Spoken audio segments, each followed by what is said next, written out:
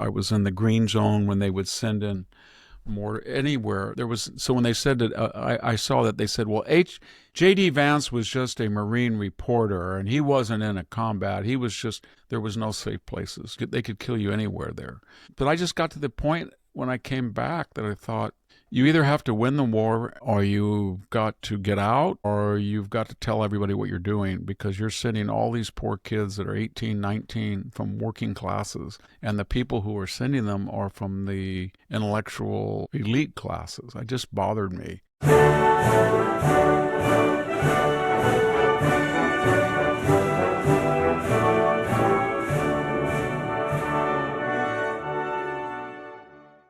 Hello, ladies and gentlemen. Welcome to the Victor Davis Hanson Show. Victor is the Martin and Ely Anderson Senior Fellow at the Hoover Institution and the Wayne and Marsha Buskey Distinguished Fellow in History at Hillsdale College. And he is the possessor of a website, The Blade of Perseus. Its address, victorhanson.com. We are recording on Monday, June 9th. This episode will be up on Thursday, the 19th. Why so long? Well, Victor will be having some surgery. We've talked about it on previous podcasts, and we are recording two shows. This is the second of the two, as Victor, to give Victor a chance to recover from surgery and not have to record podcasts. I did ask the good people from the Victor Davis Hanson Fan Club on Facebook to submit questions, and many did, and I have a bunch of them to toss at Victor today. We're going to start off, let's see, what should we start off with?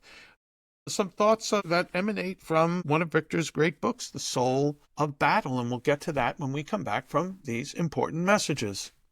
If you're like me, you probably get spam calls and text messages pretty frequently. Do you ever wonder how scammers get your phone number or why your inbox is flooded with spam? There are companies called data brokers that sell your data. They do it without your consent, and they make billions selling it to marketers, scammers, and even stalkers. And while they're legally required to remove your info if you ask, they make the process confusing and hard on purpose. This is why I'm introducing you to today's sponsor, Aura. Aura is all-in-one digital security. With Aura, you get alerts if your personal info is found on the dark web, real-time fraud alerts for credit and banking, 24/7 monitoring to help keep your identity secure, a secure VPN, antivirus password manager, and more. Plus, Aura is USA-based support, available around the clock if something goes wrong. Use Aura and speak authentically. Try Aura free for 14 days at aura.com/VDH. In those 2 weeks, you'll discover where your data is being exposed and sold. I'm not leaving myself vulnerable. You shouldn't either. We are back with the Victor Davis Hanson Show. Victor, here's a question from Paul Puchinow, and Paul is one of the leaders of the Victor Davis Hanson Fan Club. He writes, the first book that I read was The Soul of Battle. Does Victor believe that there are any modern day, the last 30 years, quote-unquote, armies of liberation, and any equivalents of I'm never going to say his name. Epaminondas. Thank you, my friend. Just call him Epi. Epi, that's what you get for a classical education. Sherman or Patton. Are there any equivalents of Epi, Sherman, or Patton? Thanks from Paul. Victor? Yeah, the theory of the theme of that book was that there were times in history where people engaged in linear marches, and they were from more consensual societies than not, and were trying to free people who were under the jurisdiction or submission to autocracies. And there was kind of a spirit in that army. That was Sherman's march to the sea in November to December 1864, Epaminondas' great march down to free the Helot. He didn't free the Laconian Helots. That would be Alexander, but he freed the Messenian Helots in the winter of 369 and 370 BC. And then I also talked about George Patton's, I referenced that earlier, the march from essentially July 1st all the way to Metz in mid-September. And they were, can you do that again? Can you form an army really quick and can you march and kind of have the moral right on your side and have a spirit de corps and all. I don't know. A lot of it's technological. But today, as we saw with the Ukrainians and drones wiping out all of these targets, I just saw a statistic: 65% of infantry losses in the Ukraine war on both sides are from drones. I don't know if you could marshal an army without you'd have to have air superiority 100%, or it would be just destroyed as it went forward. And then in the postmodern, when you're talking about a liberation of free peoples, we're talking about Western peoples. I don't see anybody in Japan, 1.3 fertility, Korea, 1.2, South Korea, Europe, 1.4. I don't see a bunch of Europeans say, we're going to go help Ukraine and we're going to free them and we're going to march through, and that's not going to happen. And we tried to do that kind of in that march to, shock and awe when we invaded Iraq, and the idea was we were going to march all the way to Baghdad. I think it was like 400 miles that we did from the two prongs, and we were trying to liberate people. I think a lot of the neoconservative people said that we were going to be treated as heroes. There were people who did treat us as heroes, but that quickly dissolved into a messy counterinsurgency war. So it's going to be very hard. I don't think, I just don't. It's very hard in the age of drones, sophisticated satellite imagery, nuclear weapons, hypersonic missiles, that a huge column of 100,000 men are going to just boom, take off unless they had very good air support, satellite blocking image. I'm not saying that technology changes war permanently, but it puts us in cycles of defense versus offense. People get gunpowder, then all of a sudden you think, well, body armor's out of it. You're never going to have body armor. Well, we have body armor today. And you think we're going to have the bomber always gets through. That's what we were told by the British government. Why build fighters? It always gets through. You can't stop it. Well, that wasn't true when you got sophisticated planes, and then the bomber didn't get through because of fighters, and then there was jets, and then everybody said, fighter, well, you can't have a bomber anymore because these jets are so fast they'll shoot them down. Well, you can have jet bombers that can go faster. It's challenge, response, counter, response, challenge. The drone stuff is really you got to know what unnerving. cycle you're in, though. I think because of the fertility rate, we're going to get, as I understand a lot of the research now on infantry, it's two things: robotics and body armor that will protect the person, either through use of a robotic infantryman or new types of ceramics and fabrics that would stop a bullet. And there are some now that actually will do that. But the drones work in killing an infantryman by just exploding, right? And the force, I wonder how much you cover yourself with some degree of armor can protect against that. They said I've been reading there's post-traumatic syndrome, because there's thousands now of these drone pilots in Ukraine. A lot of them are women. And when they have these little things that look like a sparrowhawk or something, and they're chasing somebody through a trench, or they have mixed emotions about killing that person. Yeah, but right. They're killing them in droves.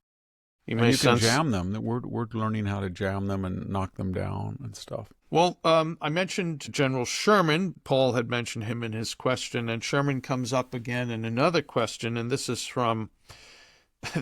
Hey, Jack, I'm a black dude. Name is Marcus Burkett. He's from New Haven, Connecticut, near where I live. Where actually I was earlier today, which is why I'm dressed so prettily. He lives in South Carolina, a huge fan of VDH. Question. Take the second part of this question, Victor. The first question is, Victor, can you speak on the Civil War, the Black 54th Regiment from Massachusetts, and its commanding officer, Roberts, I believe. He was the colonel. Yeah, that was Glory, right? Glory, right. Yeah. Second question, and can you speak on William Tecumseh Sherman, the Union general? He stood for the law. He had some favorable views of blacks, but still believed in the supremacy of whites. But still, he was an unbelievably great general. Thank you, and shout out to Sammy Wink. That's from Marcus. He was similar to Patton in that he was rhetorical, and what he said didn't match his deeds. In other words, if you look what he said in his memoirs, and they're brilliantly written, I think they're even more impressive than Grant's, memoirs of W.T. Sherman. He said things like, I'm glad we didn't occupy Mexico. I've been down to Mexico. I see what Mexico's like. I don't want those people in the United States. That was a racist thing to say. But he was talking about the general poverty. And he really detested the white, what he called the cavalier class. He said we're going to have to kill about 300,000 people in this war, and we've got to wipe out the cavalier. He talked about the plantation. He said you can't work with them. They're so wealthy, and they're horsemen, and they're aristocratic, and they think they're so much better. He was talking about people like Wade Hampton. When you actually looked at him, when you look at the march, he freed blacks from the slaves, probably 20,000 of them, as he went through Georgia and the Carolinas later. And he created a pioneer corps. And so when we went to the plantation, I'm doing this by memory, but of Hal Cobb, who was governor of Georgia, he freed, I think, 200 slaves, and then his wife, Hal Cobb's wife. And he said, well, you guys keep calling me a terrorist in the papers. If I'm such a terrorist, why did the governor leave his women folk here? Wouldn't I kill them and rape them, my men? But no, I didn't, because you know that I am a humane person, and this army of the West is a humane army. And everybody says that we're raping and killing, and because they were burning Confederate public railroads and armories and things. They didn't burn small houses. They did burn plantations. Anyway, the point I'm making is that he was criticized because he had some, General Logan and a few others that were Southerners, and these pioneers followed the army. And when you read Henry Hitchcock and memoirs of people on that march, they had never seen a black person before. The armies that were This was a northern Midwestern army. It wasn't the Army of the Potomac at all. It had very few immigrants in it. It was Minnesota, Michigan, Wisconsin, Ohio, Indiana, and they were all farmers. And that's why they were so different, because when they got down to the South, the labor on the plantations was black slaves and then a wealthy aristocratic class, but they knew how to camp better, they knew how to feed themselves, they knew how to farm, they knew exactly how to scrounge, so they were very successful, and they had never seen black people before. Many of them, they talk about it, and they felt very sympathetic to the way they were being treated. And so they allowed them to come along, and then they went ahead of the army, and they what they called corduroyed muddy roads. They put logs down so wagons could go over. And there was at one point, a lot of them got killed when the Confederates ambushed, and people said, well, Sherman let them go. But when he got to Georgia, Savannah, and went in the Carolinas, he started to gift African Americans offshore islands. And he said, these are your 40 acres and a mule promise, all that stuff. And he didn't have the authority to do that, and he was severely criticized. But he insisted on that. And then when he had the march into Washington after Appomattox, everybody should read that about that march. We have contemporary descriptions from Europeans about it. And so they had the Army of the Potomac. It had all brand new uniforms. They were all right off, no offense, Jack, off the boat from Ireland. And I'm just kidding, but there were a lot of immigrants. The Irish Brigade. It was a revolving army. They had been wiped out.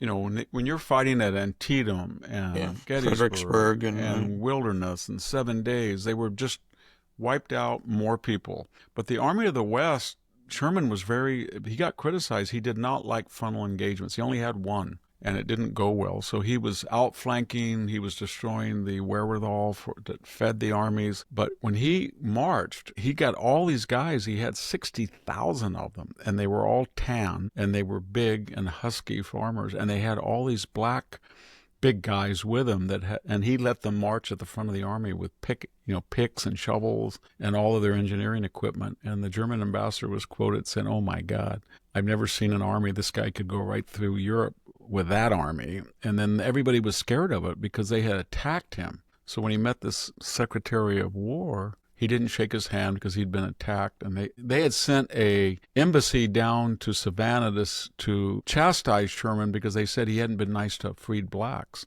So then they brought in a lot of blacks who had been on the march or knew him when he got to Savannah, and Sherman couldn't talk to them. And Chase and all these other people, Stanton, and they started to their emissaries interviewed him, and they all said he was a great guy. They treated him with respect. He gave them land, so they liked him. Then after he had this army, people said, oh my gosh, he's got black pioneers, he's got farmers, he's angry at the United States, he's not going to disband it. And he's going to take over Washington, and he's going to destroy the Army of the Potomac. You can't stop him. And he kind of fed that little, he was kind of tweaking them. And then he got to the bank of the Potomac and he just, all you guys are going home. We'll see you. He was a great man. Hallelujah. But he did not believe, he was a man of his time, so he didn't believe that slaves were the exact equal, but he probably did more for African American slaves than any American general, even more than General Howard, the founder of Howard University. But he was very empathetic, and he really did not like the way, and his army did not like the way African Americans were treated in the South on the plantations. He freed them. He destroyed the plantations. I mean, I don't even want to get into Columbia, South Carolina, what he did. But his basic argument was, you started the war. You said that you were military superior, that your chauvinistic culture of cavaliers would destroy our motley immigrant army. You had the African American slaves. We didn't. You wanted to fight. Now we're here. Come out and fight me. Okay. He was much better equipped. At the end, they had Sharps, repeating rifles. Well, Victor, I have another Civil War-related question, but first... Henry, too, I think. Henry rifle. I believe Henry still exists. Yes, you can buy those beautiful guns. Yeah. I was thinking of getting one the other day. Shoot. California's so weird. It's hard to get ammunition and anything in the mail, you know what I mean? Here, you can't even buy a gas blower. It's against the law. Well, somebody was so nice. I mentioned that on one of our podcasts. And then I just saw this gas blower show up. Really? It was shipped here. I don't know how they shipped it. Oh, my gosh. And I want to tell the listener I use your beautiful gas blower. That's nice. I should mention my favorite brand of ice cream. You never know what might show up at my house. Hey, I should mention Henry rifles. And I get a nice 30-30 or 22 or 17. I think they were actually made near me here because there was a tremendous amount of gun manufacturers in Connecticut. I think they're all gone now. How far are you from the Springfield Armory in Massachusetts? Oh, is my pedal on the metal? I could get there in about an hour and Is that still there, or did they move? I don't believe they're there anymore, but I think they moved. We'll verify that. Victor, question here. This is from Bill. Bill in New Jersey. Huge fan of Victor. I listen to all his podcasts and also his other appearances. I would like a list of books, or a single book, let's just stick with the single book, that would best explain the military and political parts of the Civil War. Is there such a book that combines two? Or maybe there's the best book on military and the best book on the best civil. Written. Well, I would read the primary sources, the memoirs of Grant and Sherman, and Alan Guelzo, the great Civil War and Lincoln historian's got a lot of good books on it. Battle Cry of Freedom, by the Princeton historian is great. McPherson. James McPherson. Yeah, what a great wonderful book. And then Shelby Foote's the best written. The Southern agrarian writer. It's a brilliant book on the Civil War. John Keegan, I knew him really well, and he gave me a big break. He wrote the introduction to the Western Way of War. Everything he wrote was wonderful. The World War II book, the World War I book, of course, The Face of Battle, Price of Admiralty, all those. But his book on the Civil War was his weakest. I think it was because, I don't know why, he was not in good health and he was writing very quickly. Who's your friend that you see every... James McPherson. What? Who's your friend, I put that in quotes, that you see occasional on summer at a certain place who did this PBS series on the Civil War? The documentary. Oh, yes. Ken, I can't think of his last name. Ken Burns. Ken Burns. Oh, thank you. We don't agree politically, obviously. Well, I guess I was asking, though, what did you think of, did you see? It was brilliant. I said that to him once. Okay. I wasn't a big fan of his later work, but I said to him two things. And I wasn't trying to be obsequious, because I don't know if he's fond of me or not. But I said to him, that was a brilliant piece of cinematography. It was. There was something about the time, people said it wouldn't work unless you have, film clips and all that, and they couldn't have that in the Civil War. But all those still frames, and then they had those great people narrating. Shelby Foote was one of them. And then they had the music, and he really nailed it. And I asked him, I said, I don't think people on your side of the political spectrum would let you do that again.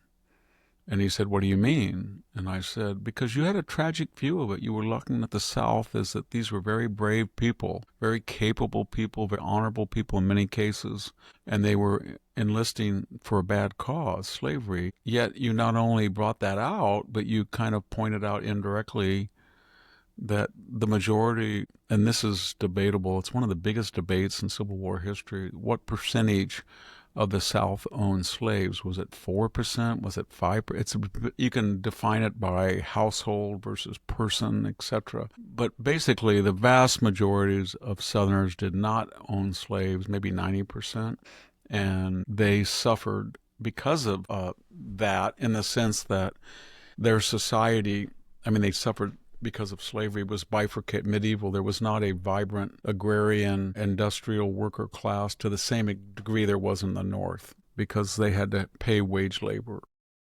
3 generations Slavery suffered. really hurt the Southern economy. I really like Eugene Genovese, Yeah. and he was the great Marxist historian, but later in life he became very conservative, and he wrote about slavery. Did you know him? I knew him. I did. I knew. Was he from wife. Brooklyn? Was Yes, he a New York City guy? was. Yeah. He was an Italian guy with a chain smoker, and I knew him when he had transitioned from a Marxist historian to a U.S., and he was Elizabeth Fox Genovese with his wife. She was brilliant, and her father had been a really brilliant geographical historian. I like both of them. They both died. They passed on. He was a creator of the Historical Society. It was kind of an effort to give a reasonable alternative to the American Historical Association that had been taken over by left. Yeah.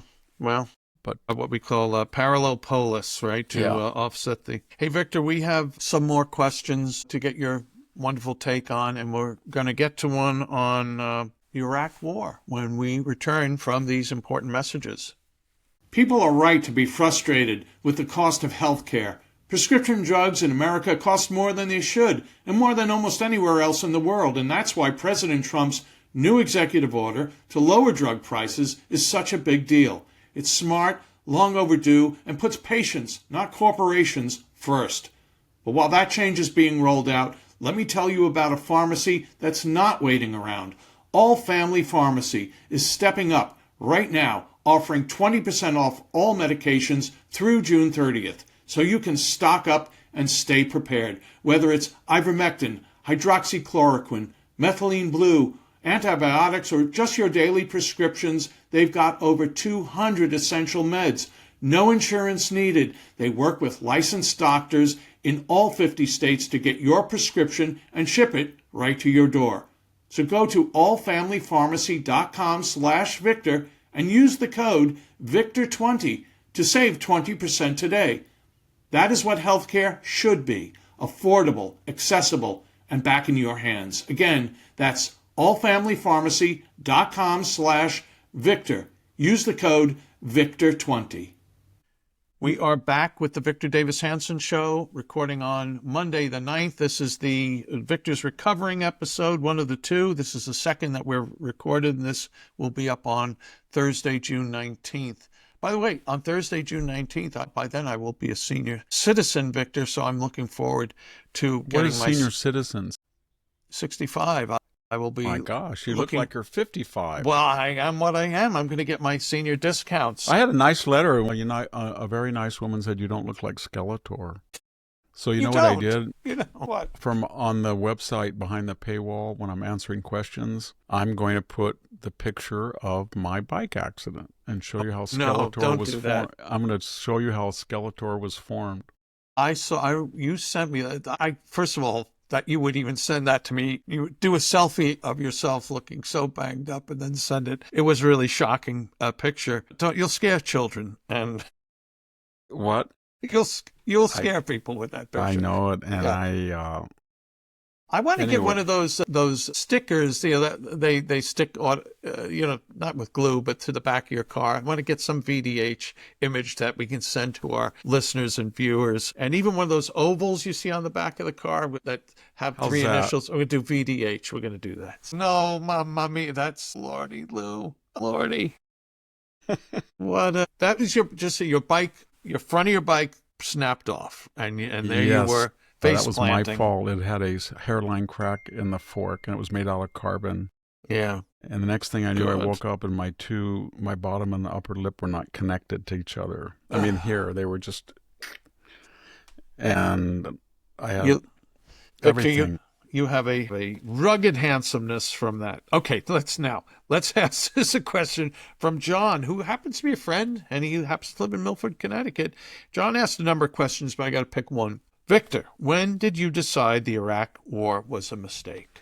I supported it because of 9/11. And I don't know if I would have fully had I did believe that he had WMD. I'm half believing that a lot of the WMD that he had, he shipped out. The other thing about the Iraq War was they had been, since the incomplete first Gulf War and the no-fly zones and all, they had destroyed the Marsh Arabs. They had committed genocide against them. They were persecuting Shia. Not that we should get into anybody's business in a cost-to-benefit analysis, but at that time, there were all of these. I was talking to Christopher Hitchens a lot, and he had written a lot that while Saddam Hussein was not an instigator of 9/11, he was aware of it. He had been, put it this way, some of the worst terrorists in the world that had killed Americans were residing in his regime. Abu Nidal and other people. I once wrote an article about all the reasons why you would like to go in there, but that's not the question. The question is, why did I change? I thought, first of all, in a cost of benefit, I remember Donald Trump at this time was telling everybody he wanted to impeach. He was for the war initially, and then he quickly got disillusioned. My criticism was everybody was saying it was my brilliant war and you screwed up. It's your peace. In other words, a lot of the neoconservatives, Richard Pearl, Bill Kristol, all of them had been hammering since 1998. Remember the Project for a New American Century under Clinton? If you go back and read that, I thought it was Robert Kagan. They were all asking for a preemptive attack on, forget about 9/11. They wanted to go in there and remove him and then democratize the area. I never believed any of that. But after 9/11, I thought we should at least take him out and leave. But as the surge started, now that we had the insurrection and then Petraeus wanted the surge 2006, I thought if you're for the war, then you have to be for the war. As Matthew Ridgway once reportedly said, there's only one thing worse than a bad war, and that's losing it. So I thought if you lose this war, it's going to be catastrophic. So when the surge started, that was the worst of all, 2006 and 7. That's when, if you look at the casualty figures, that was the area. But so in 2006, I went with a group on Black Hawks. I was embedded. And I flew around, and you see these kids right next to you sitting out of the Black Hawk with a 50 caliber machine gun. You talk to them, and then back at the base, I talk to people. But more importantly, the next year I was embedded with H.R. McMaster, and he was on a mission from Petraeus to chronicle the Arab rebellion, the sons of Saddam and all those people who he flipped. Remember, they were joining us. And that's what won. They had the war won. I noticed something very quickly, that we said we were nation building, but we weren't really. That was just what we said. Stanley McChrystal and those people were killing Al-Qaeda, ISIS, Saddamites. That's what broke the back of the resistance and allowed there to be peace. So when the time Obama was elected, 2009, when he took office, there were more people in the U.S. military per month being killed by accidents than in Iraq. It was pretty much quiet. Then he pulled out, as you remember, and ISIS came in. And then Trump fixed that. But my point is, why did I change? Because I got over there twice, and I went with our friend Rich Lowry once. He was embedded. We had a rocket that went right at us, almost killed us. It skipped. Anyway, I started talking to all these kids, and I would see all this wealth there. I mean, wealth in the sense of Humvees for a line forever, tanks, just an incredible amount of material. And you talk to all these kids, and then they would ask you, they said, why are we over here? Do we want to win or are we not? Are we going to win or not? I want to know, Mr. Hansen, are you here to say to me we're going to win? Because I don't want to die over here for it. Right? What did winning mean? What winning meant was to destroy the opposition and leave it calm. And then supposedly they had been told we were going to get a constitutional government like Egypt, or not a constitutional, but something like Jordan or Egypt or something like that, so that it wouldn't be it would not be a host of terrorists. It wouldn't do all that. And I couldn't answer that. So I thought to myself, if you're supporting this war, you have to go over there at least and see what it's like and what these kids are doing. So I did it twice. And I had really bad kidney stones. I remember that. I stayed 1 year at the Palace of Saddam. I interviewed David Petraeus, who I thought was very heroic. He was flying all over Iraq in very dangerous areas. There was no safe area there. I was at the airport when a rocket almost got us. I was in the green zone when they would send in mortar anywhere. So when they said that, I saw that they said, well, J.D. Vance was just a Marine reporter, and he wasn't in a combat. There was no safe places. They could kill you anywhere there. But I just got to the point when I came back that I thought, you either have to win the war, or you've got to get out, or you've got to tell everybody what you're doing, because you're sending all these poor kids that are 18, 19 from working classes, and the people who are sending them are from the intellectual elite classes. It just bothered me.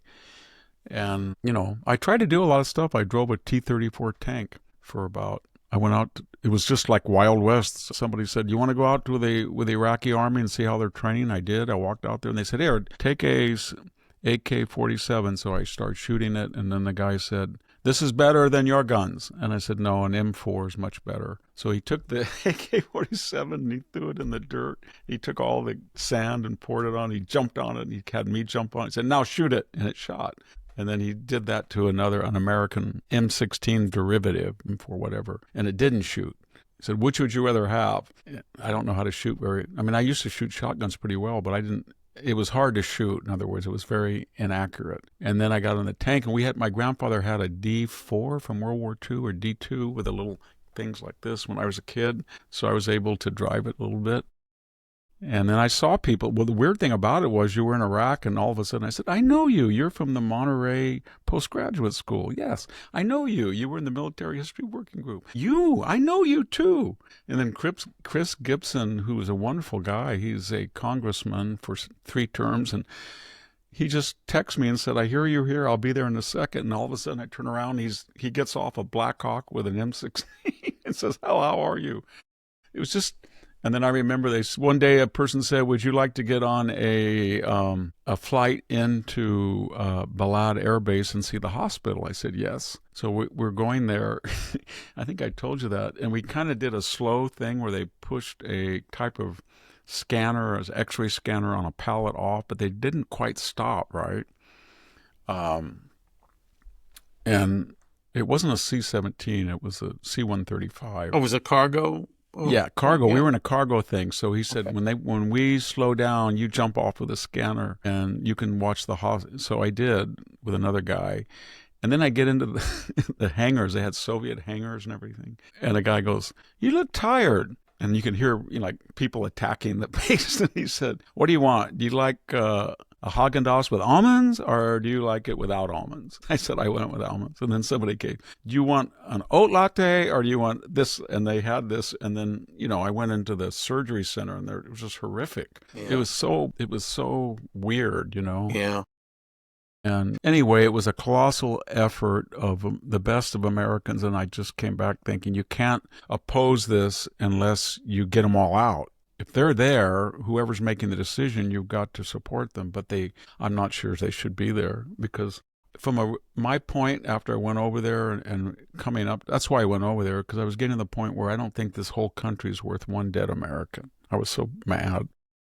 And there were a lot of nice Iraqis, but I just didn't see you take some kid that's working in an auto shop in Indiana at minimum wage, and then you put him in a Black Hawk and he has to fly around and get shot at all the time. For what? And then these people who dreamed all this up. And then I kind of felt guilty that I had been part of the people who supported the war and hadn't been over there. But in defense, a lot of the people that I now disagree with, they were very brave. Max Boot was a big hawk, but he went over there and he was embedded. Mark Stein went over there very early, and didn't he drive across Syria in a rental car? I think he did. I don't remember that. But yeah, Mark Stein did. He did. So there was a lot of people there. I saw a Hoover fellow there. It was just, yeah. It was, but it was not going to work. It was well, not especially going to work. the nation building aspect of yeah, things. You talk to people, and it was. not going to work. People are people, their culture is culture. I didn't go to Afghanistan because that was considered the good war. Remember, we won that supposedly until the withdrawal, and the Iraq was the bad war, but I always thought Afghanistan would be harder for a variety of reasons. Well, Victor, I have a question about what else? Oh, about warfare and horses. Victor, really interesting question from Charla Gibson, who writes, I'd love to hear a lecture. No lectures, Victor, just 5 minutes, on how horses changed warfare in ancient Greece, specifically how Philip and Alexander incorporated horses in their campaigns to great success. That's from Charla. Victor? No horsing around. That was Frank Adcock had in a little short book called The Greek and Macedonian Art of War. It was written, it's beautifully written. It's a little essay he wrote, but it was the status quo said that horses would not be prominent in the ancient world because they could not attack infantry because they didn't have stirrups. And I think John Keegan wrote about that too. I think that's been modified now. But the point I'm making is that people who owned horses were aristocrats because if you take an acre of land in the ancient world, it will produce 2 cows or 3 cows or 15 sheep or goats, or it will produce grain and barley or olive oil. But if you have pasture, it'll only be like not even one horse. So people who had horses, they were either the wealthy cavalry class, the hippies, we call them, in classical Athens, or they were people from the vast plains of Thessaly and Macedonia, like so the Macedonians had great rolling pasture, and they were kind of a monarchy, pre-civilizational. They didn't have a city-state system like the South. And they were the first then to do a couple of things. They started to arm the rider and the horse with pads and sometimes with bronze protection. And then they started to use the companion cavalry the infantry had something called a sarissa that can be anywhere from 14 to 22 feet in the Hellenistic period. I don't know how, I tried to do that and it looks like a bow and arrow, a bowed. But anyway, they had horses with sarissas that are about 12 feet, pikes, and they had armored horses, and they had big horses, and they were the first to what we would call make shock cavalry. What does that mean? I mean, typically when Alexander or Philip's army approached a classical Greek army of hoplites that were just as good, citizen soldiers for the most part, they were mercenaries and paid soldiers, professionals. They would target an area on the line and then bombard it with arrows, with javelins, slings, etc., and cause chaos. And then they would send in the companion cavalry, about 2,500 on each wing, led by Alexander and his father, but mostly by Alexander. And then he would break through that disorganized mass, and they could stab people that had armor on and blast through and then get in behind the enemy army. And that was the classical tactic. So that was the first time that horses played that role. But mostly infantry was the primary, because they were yeoman infantry, they were small farmers, etc., and they were the majority. The middle classes were infantry. And Rome they had always had to get auxiliary cavalry from pre-civilizational people. So people that had horses in the ancient world, at least until the late empire, they were considered weird or pre-civilizational or not sophisticated. In other words, there's land inequality, big barons that had enough money and pasturage to support horses, which were very expensive.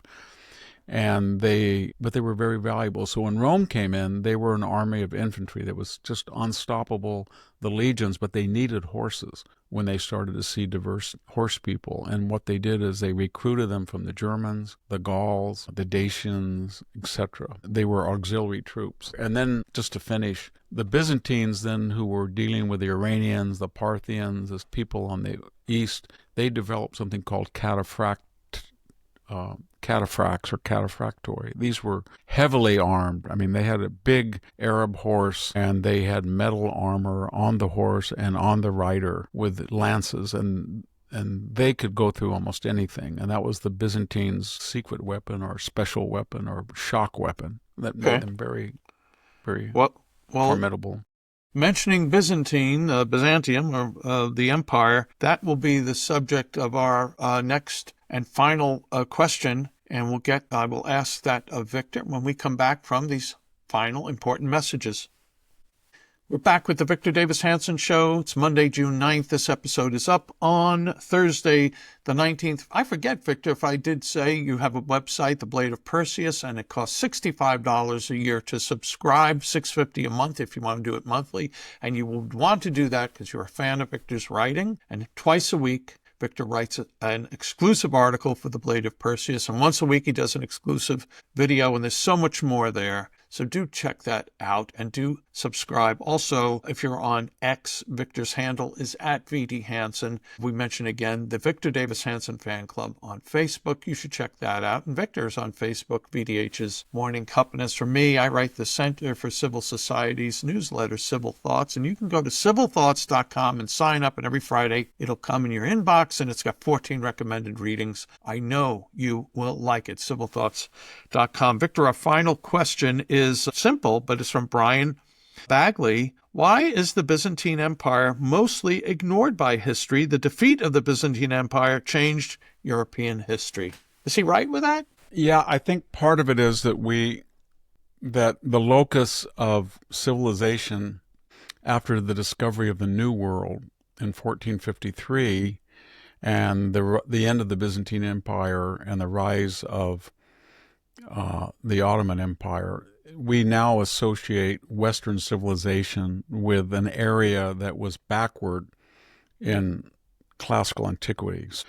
Britain, Holland, the Netherlands, France, Spain had ports on the west, and they developed a very sophisticated trade to get around the Ottomans, and that meant the old Silk routes were blocked by Muslims. So they said, we're going to get to China or Africa along the African coast, and then the idea that the world was round, we're going to go west. So that's why we get the word Indian, right? Because they thought they were in India. So that wealth changed from the New World. And in terms of history, people say, well, the history of the West is the Western Roman Empire. And it really wasn't if you look at where the scientific development was occurring in the empire. And we also say it's because the Republic started, Roman society started in the West, in Italy. But by the time of the empire, if you look at documents talking about imperial income, it's all from Egypt or from Syria or from Iraq or what's Asia Minor. And so the cities like Alexandria, Pergamum, Tyre, were just so, Thessaloniki, they were so much, and Constantinople, they were so much wealthier than Rome was at this time. I'm talking about 400, 350. So then the Western Empire collapsed sometime in the 470s, but we forget that the Eastern Empire did not.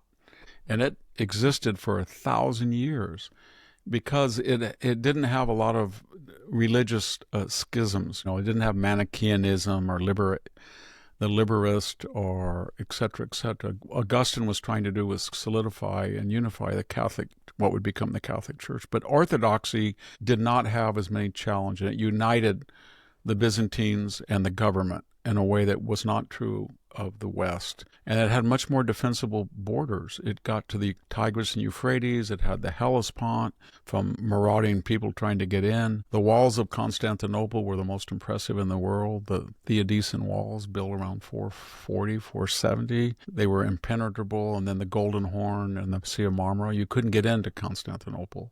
And so this lasted for 1,000 years, and it was a very sophisticated, brilliant society. I mean, Hagia Sophia by Justinian, it was the biggest church in the world for 1,000 years, until the cathedral, I think, at Seville, and it had the Justinian law code, the brilliant effort of Belisarius to try to unite the fallen West and bring it back. He almost pulled it off, and I think he would have if they had not had the Great Plague that wiped out about a fourth of the Byzantine population. So my point is that why do we have a bad name? Why don't we give it credit? Because it did what the West couldn't do. And the answer is that as it survived, and its heyday was the 5th century, 6th century, 7th, 8th, 9th, 10th, we got this wonderful reputation of it, and then the West caught up with it. And if you go today to Greece or somebody, they will tell you that Greece or Bulgaria or the West, the Orthodox countries, were wealthier in antiquity. And the only reason that Western Europeans dominate the EU was because the Eastern Catholic Orthodox saved them from Ottomanism. We were enslaved for 400 years so you people in Italy could have the Renaissance. That's what they'll tell you. Or they'll tell you all of the great thinkers from Constantinople that had the majority of manuscripts that kept classical wisdom alive after the First Crusade, or right before, the Fourth Crusade, where the Franks destroyed Constantinople and they had to be, rebuilt. That was Western Catholics did that. And they will tell you that during the fall of Constantinople, that all the great minds brought their scientific inquiry to Western Europe, and that prompted the Renaissance. But I think what happens is that the discovery of the New World and the fights of the East with Ottomanism kind of warped our appreciation. We said, well, Western Europe was always wealthier, and today it's wealthier, and no, it wasn't always wealthier. The East was the bulwark of Western civilization from 500 AD to 1500 maybe. Black Tuesday, May 29th, 1453, that was the end of it. I wrote about that in The End of Everything. It was very tragic. The other thing very quickly is the word Byzantine is really not an ancient word. There's a city called Byzantium, and that's the one that Constantine the Great built on top of when he made Constantinople the city of Constantine. But it had been a very strategically located place, but they never used the word Byzantium for Byzantine people. They were Hellenes. And what did the people of Byzantium for 1,000 years call themselves? Romaioi, Romans.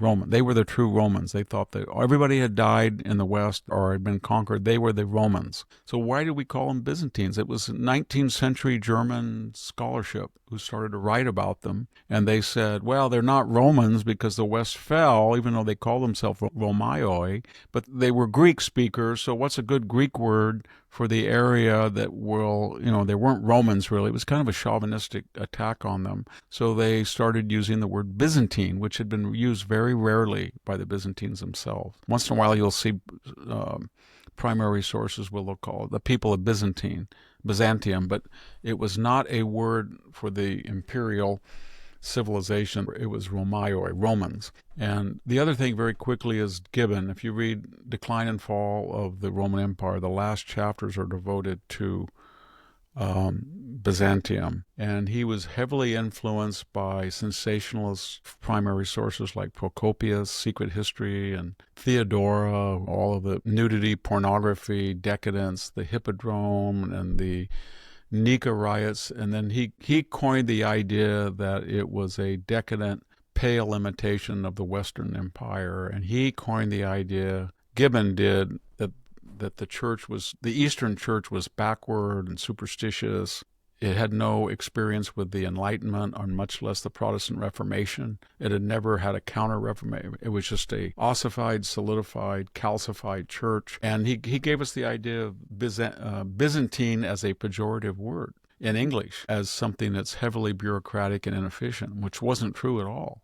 So Gibbon really prejudiced us, I think, against the Byzantines, and the fact that it wasn't in Western scholarship. Most people in the Renaissance knew Latin, but they did not know Greek. So they did not have experience with Byzantine authors unless they had been translated. I am so glad, I forget who asked the question, that they asked it, because that was fascinating.